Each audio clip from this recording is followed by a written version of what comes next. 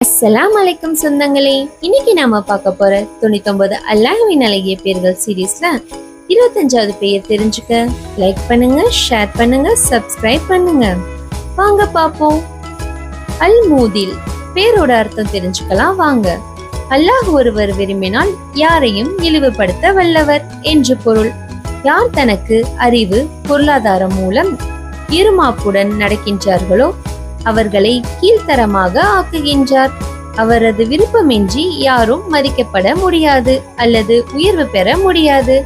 குர்ஆன் வசனம், நீ விரும்பினவரை உயர்த்தப்படுகின்றாய், விரும்பினவரை இழிவுபடுத்துகின்றாய்.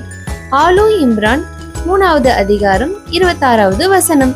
நாம் எவ்வளவு ஆளாக இருந்தாலும் அல்லாஹ்வின் அனுமதியின்றி நம்மை யாரும் மதிக்கப்பட மாட்டார்கள். எனக்காகவும் துவா செய்யுங்கள். ஆமீன்னு டைப் பண்ணுங்க. ஷேர், லைக், சப்ஸ்கிரைப் பண்ண மறக்காதீங்க. அஸ்ஸலாமு அலைக்கும். நாளைக்கு சந்திப்போம் சொந்தங்களே.